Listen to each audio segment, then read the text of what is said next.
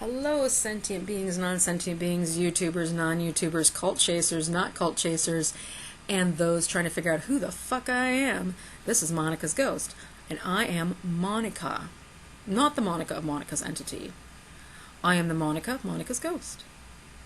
And if you have not seen video 1 in this series, I suggest that you go back and see video 1 where we discuss the very first sentence of this post, of this whatever you want to call it.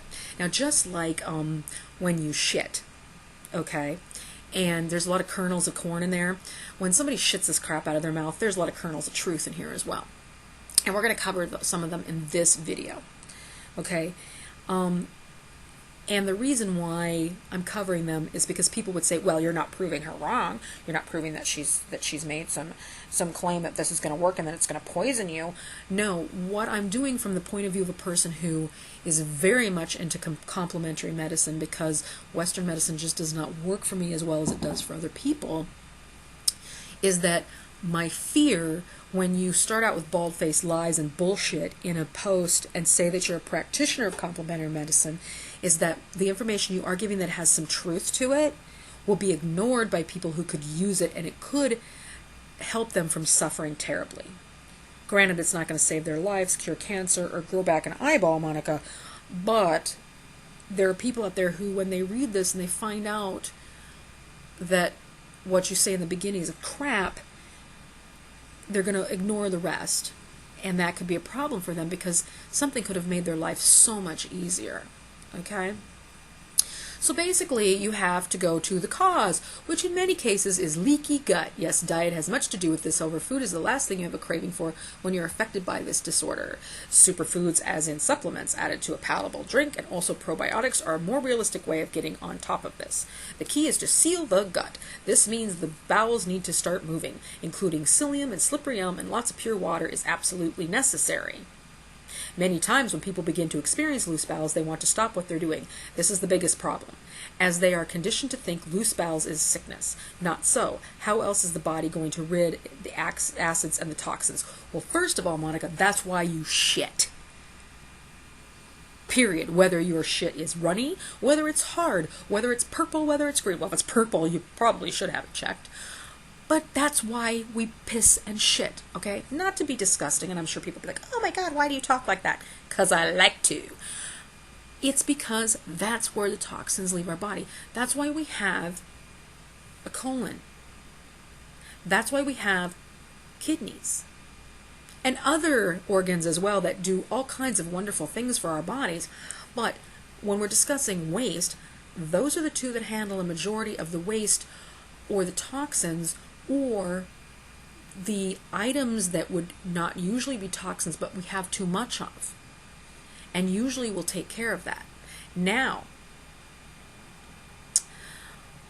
since that's out of the way, it is known that loose bowels it is a pointer to a problem that you have, period. Okay? Loose bowels means that there's something not going right in your colon. So you got that down. That's great. But what I'm having a problem with here is the fact that you discuss leaky gut as though it is an actual diagnosis, and that this diagnosis can be taken care of with these key items. Here's the problem with that. If you go to WebMD, which is run by Mayo Clinic, by the way, you will find out that there is no such diagnosis. They know that leaky gut symptoms, or what is referred to as leaky gut syndrome in a group of symptoms, exists. But it is still considered what's called a garbage diagnosis. It is not taught in medical school. The reason why is because they don't have a good researched diagnosis, so you can't really teach it.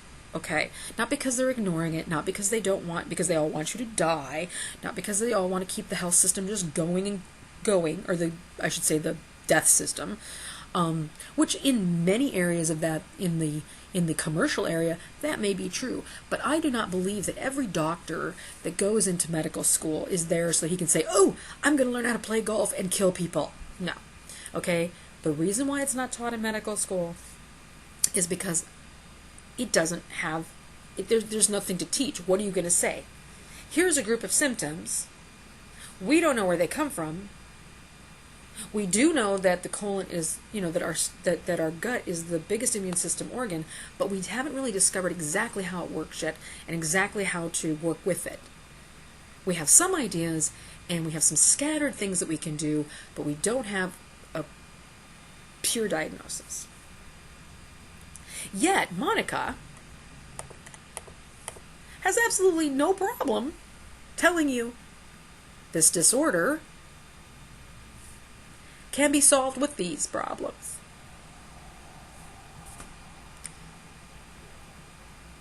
Just like that. Now, shall we discuss psyllium and slippery elm? Let's do that, because I'm not going to really discuss superfoods as a supplement, in a palatable drink, probiotics. Probiotics, there's a lot of information on probiotics. It is one of the kernels of truth in here.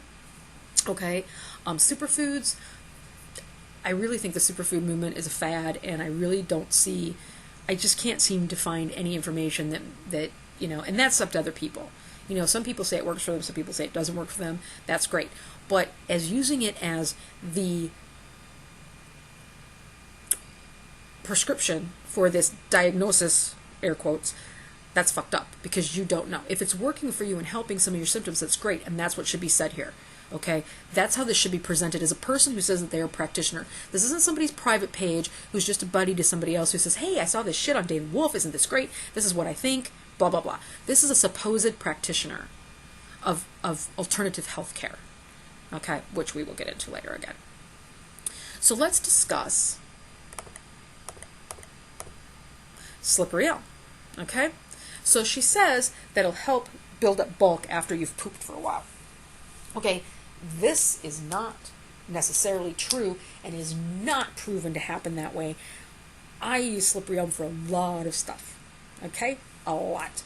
So I can tell you from personal experience, I can tell you from reading about it in several different journals and several different books that I use to make remedies for myself, and from going to natural complementary medicine stores and things like that, that it is not proven to bulk up your poop, okay?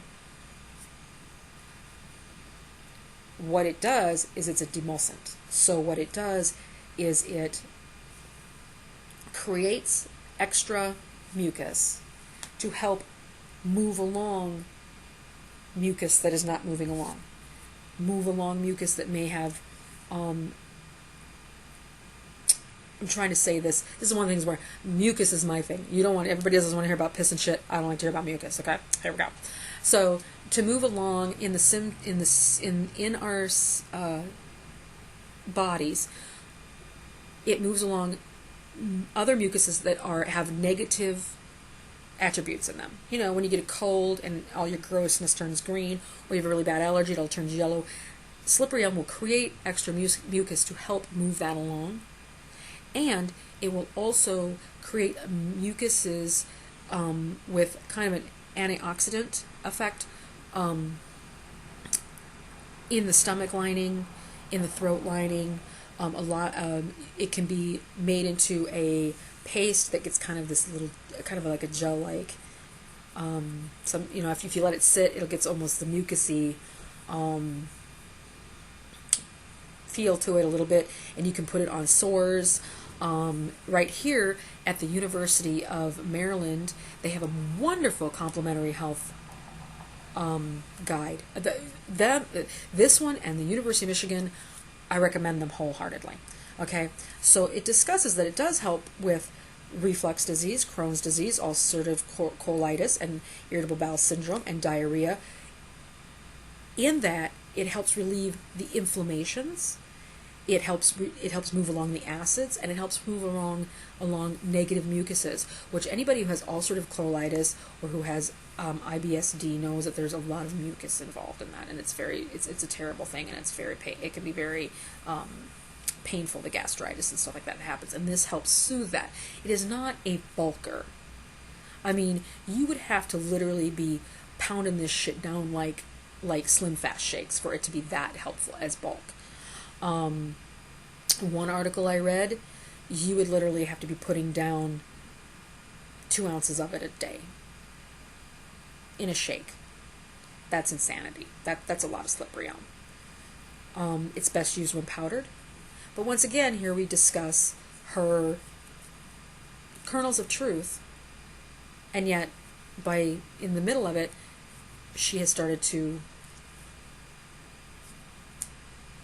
talk about it as though she knows what she's talking about, but obviously hasn't looked it up.